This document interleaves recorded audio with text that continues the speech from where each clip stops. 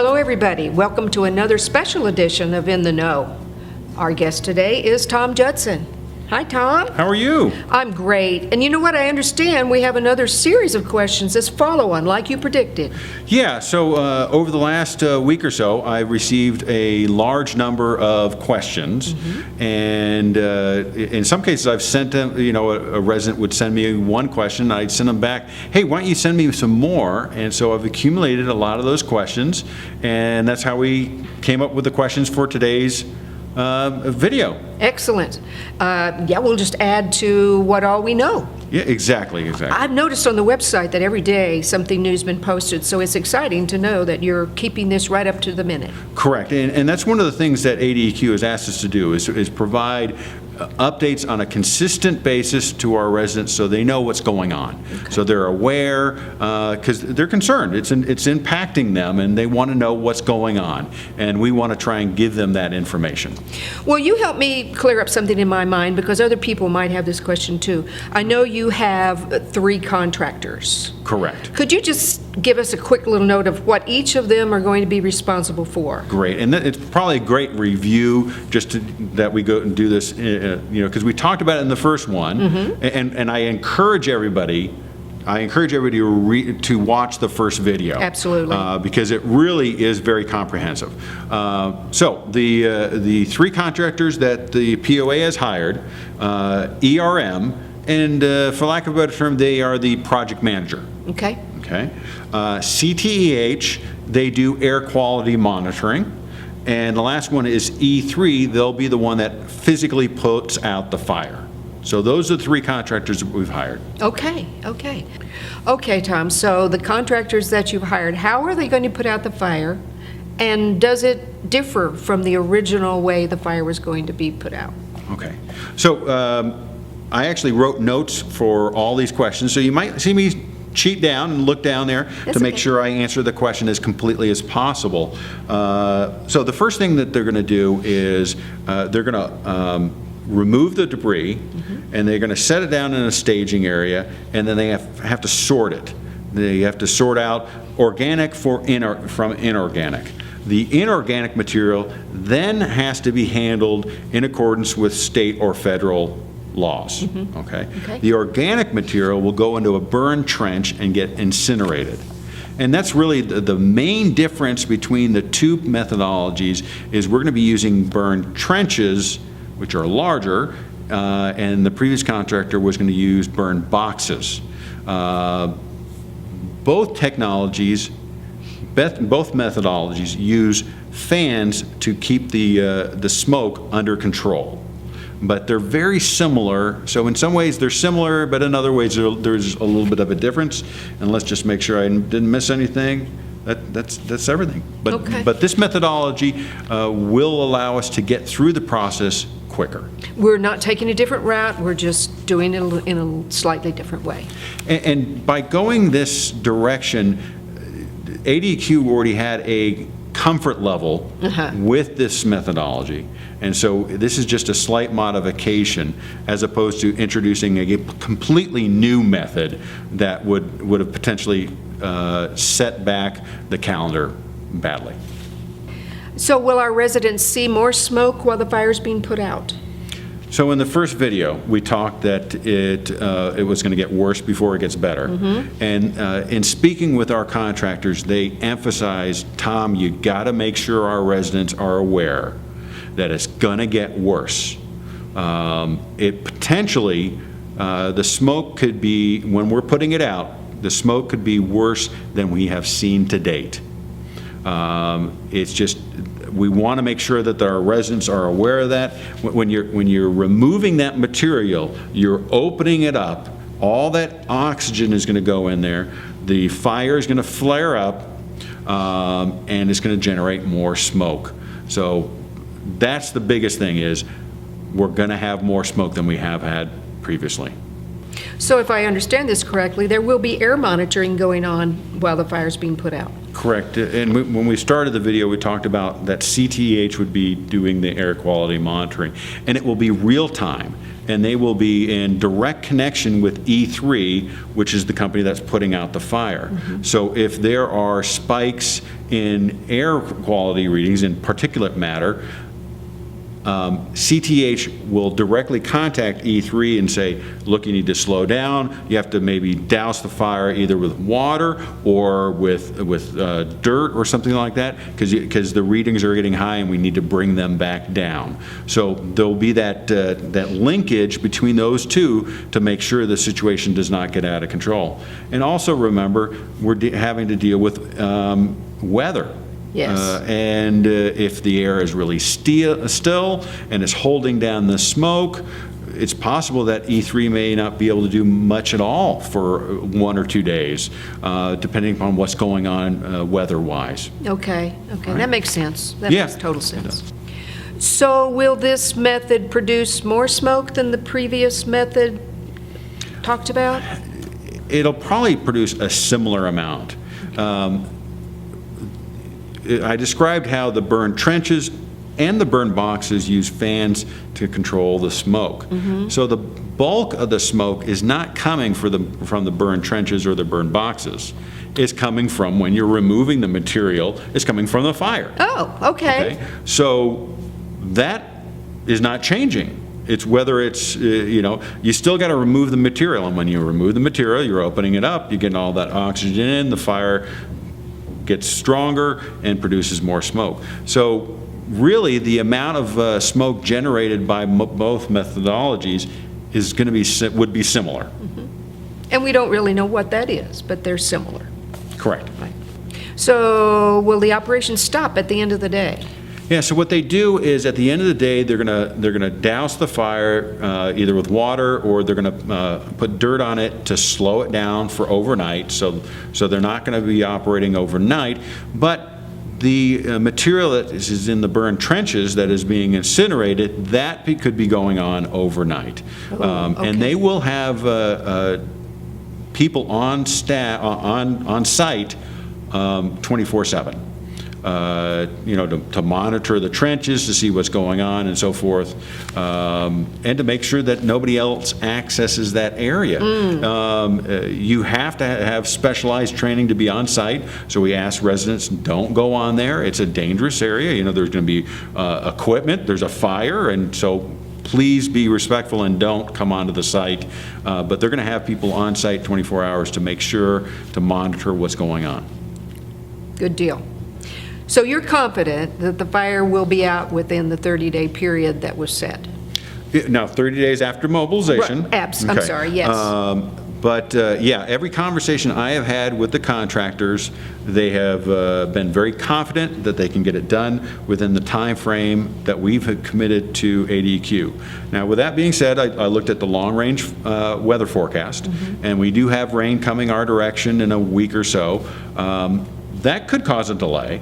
But that would be a reasonable delay. I mean, we can't be operating in a mud pit, Right.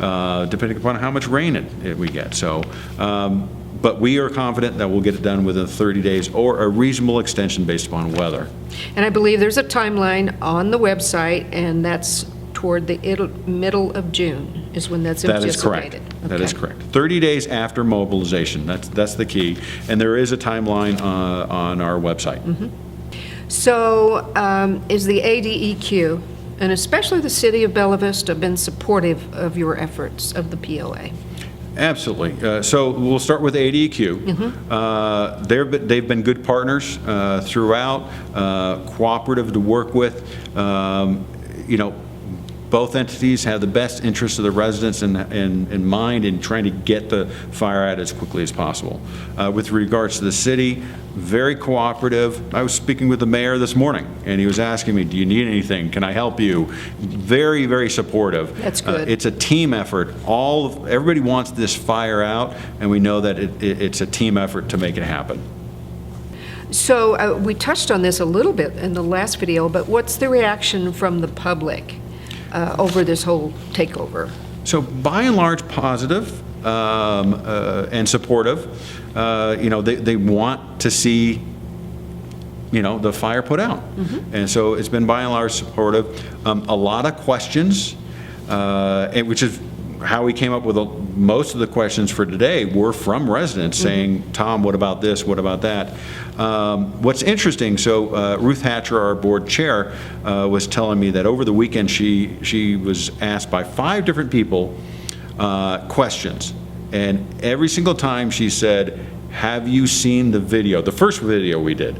And all of them said no. And she said, before you ask me a question, watch the video and then call me back. Right. And all 5 called her back and said, my questions were answered. So the first one was much longer and very comprehensive, I feel. So I encourage, if people are starting on the second video, I encourage them to watch the first one and then watch this one. And the first one answers a lot of questions. Well, and I also noticed you have a script out there of both, well, the first video for sure. The questions are in writing too. If you miss something in the video, it's out there. Absolutely, and I'm amazed at the number of times I say, That's okay. That's okay. Okay, so the best way to get information is the website. Gotcha. So go on to the POA's website, bellavistapoa.com. On the upper right, you'll see where it says Member Resources. Click on that, and in the center of the next page, you're going to see Trafalgar Road Fire. Click on that. It'll take you to the page. It shows you, we're trying to provide daily updates. And this is our second video. I wouldn't be surprised by the end of this whole thing, we've recorded 10 videos. okay. Because I would rather provide our residents with more information than less. I'd rather say, God, I can't believe they're recording another one. Better that than I can't believe they're not giving us information. Absolutely, absolutely. Okay, will you please explain the remediation portion of this project? So what we've done is we've broken the project into 2 parts. Phase 1 is putting the fire out. Phase 2 is remediating the site. And we talked a little bit about this in the first video about what the place could look like 5 years from now, and with trees and growth and so forth, which is the ultimate goal. But some residents have been saying, well, tell me about the remediation plan, and that's really hard to do at this point because we don't know what the site's going to look like when we're all done. We're still putting out the fire. That is job number 1 right now. Exactly. Put the fire out. The remediation is important, but that's step 2, and you got to finish step 1 before you can finish step 2. So I would, in the agreement with the ADEQ, we have to present plans on phase 2, the remediation of the site, but that's down the road. I think we have a time frame after the fire is out where we then have to submit plans to ADEQ on what we're going to do to remediate. But everybody recognizes that we don't know what we're going to be dealing with, so we have to wait. So do I understand that remediation is included in the $4 million? Yes, it is included in there. Now remember, we talked about this in the first video, the $4 million is an estimate. Right. It could be below it, it could be above it. And when we're talking about above it, outside limits would be $5-6 million if everything goes bad. But our best guess is $4 million, and that's for phase 1, phase 2, the whole thing. Good to know. Good Yeah. to know. So ADEQ is overseeing both phases, correct? Yes, ADQ is overseeing the entire operation from start to finish, phase 1 and phase 2. And, we're working closely with them because both entities understand the need to get the fire out as quickly as possible. Okay, so changing gears a little bit, with the funding, with the large cutbacks to the funding putting out the fire, will residents notice? Well, we're trying to do everything possible so our residents don't notice. I mean, that's ultimately our goal. But when you cut $1 million out of the budget, and the budget was already tight to begin with, but when you cut it out, you're going to see issues here and there. But talking specifically about the capital budget, we reduced the capital budget by $600,000+. And the projects that we're doing this year are, hey, if it's broken or it's a safety issue. That's really the main things that we're focusing on. But let me kind of back up a little bit. A general rule of thumb for communities is that they should spend in capital what they have in depreciation for a year. Okay? What that does, the theory behind that is that provides you with enough money to maintain your infrastructure and keep it current and fresh and well-maintained. So our average depreciation over the last 3 years was $2,970,000. So in theory, that is how much we should spend every single year on capital improvements to make sure that the community stays, up to date, the infrastructure. This year, we will spend $653,000 in 2019 capital projects. So $650,000 compared to almost $3 million. So you'll see that that's significantly less. So the average resident won't necessarily notice that in the first year. They may not even notice it in the second year. But by the third year, you'll start seeing, when you have an austerity budget, you'll start seeing, well, why didn't they fix that? Why is that starting to look run down and ratty? Why aren't they doing that? It's because we're running so thin. We have to do that right now, but long-term wise, it's a formula for disaster. Exactly. So, thank you, Tom. I think this has been a very informative second video. And what we ask of you, Bella Vista, is keep sending those questions in. Our goal is to answer as many as possible, correct? Absolutely. Okay. Absolutely. That's how we came up with the questions for today. We're definitely going to do another video, so send us your questions. You can send it to my email address, which is tomj@bvvpoa.com. Send them to me. We'll try and include them in the next video. Until then, stay tuned. Talk to you later. Thank you.